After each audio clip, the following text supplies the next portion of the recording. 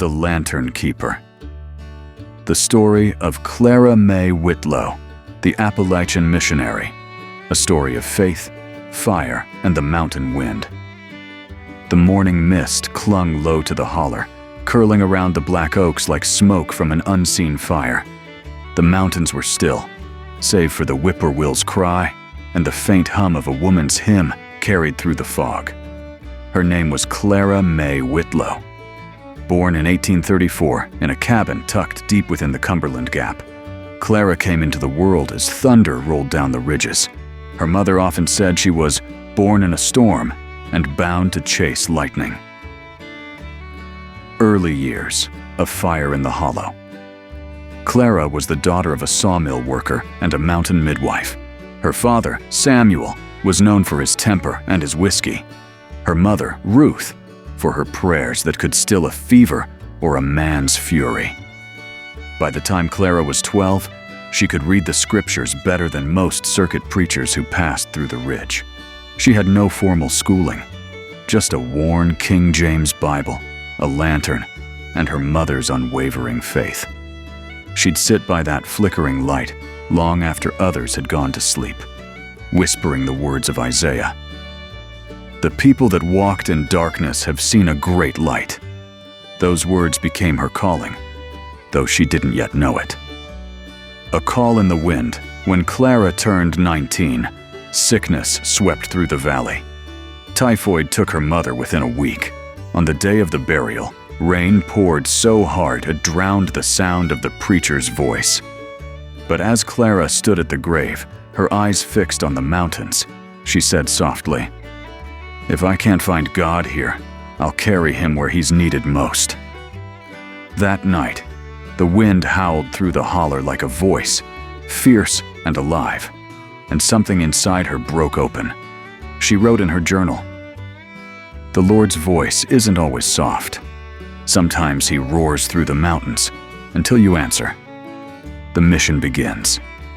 Clara packed little: her mother's Bible, a tin of biscuits, her father's old lantern, and a small fiddle she played at camp meetings.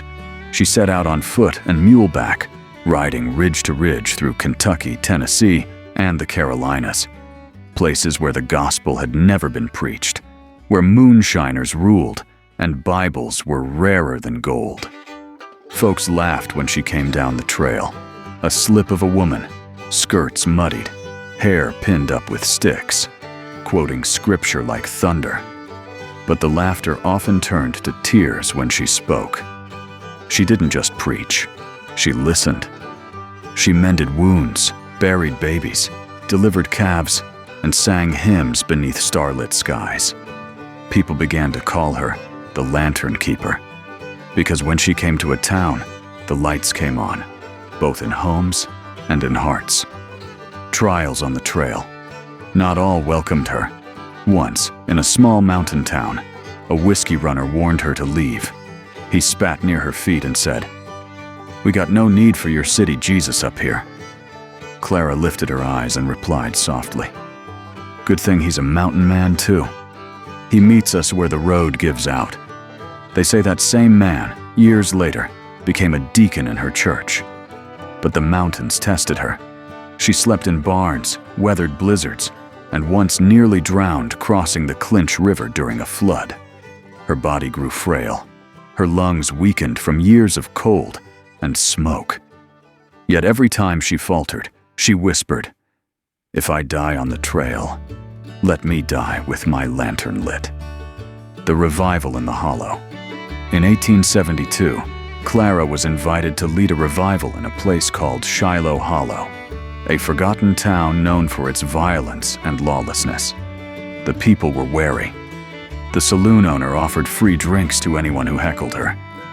Clara climbed onto an old wagon bed and began to sing, "There is a fountain filled with blood, drawn from Emmanuel's veins."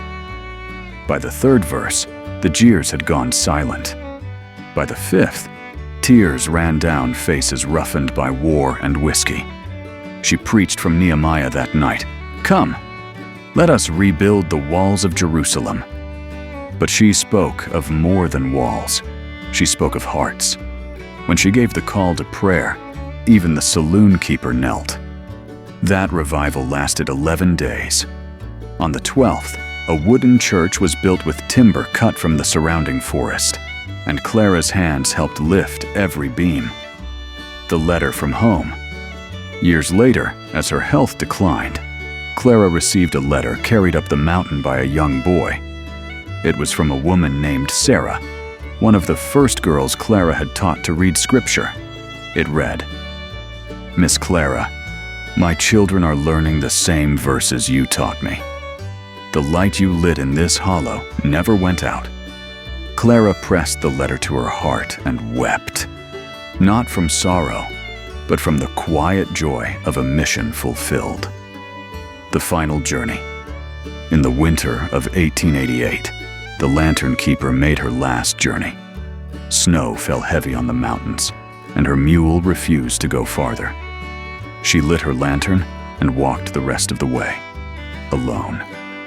When they found her days later, she was kneeling by a frozen creek, hands clasped in prayer, her lantern still burning beside her. They buried her on the ridge overlooking the valley she had once called home. And when the townspeople gathered to sing, the sky cleared. A single ray of sunlight broke through the clouds and fell across her grave. Legacy of the lantern keeper. Decades later, travelers passing through those ridges still heard the stories of a woman who brought light where there was none, of a preacher who carried no title but servant of the Most High, of a missionary who made the mountains her ministry. And sometimes, when fog rolled heavy through the hollers, folks would say they could see a faint light flickering along the old trail, like a lantern leading the lost home again.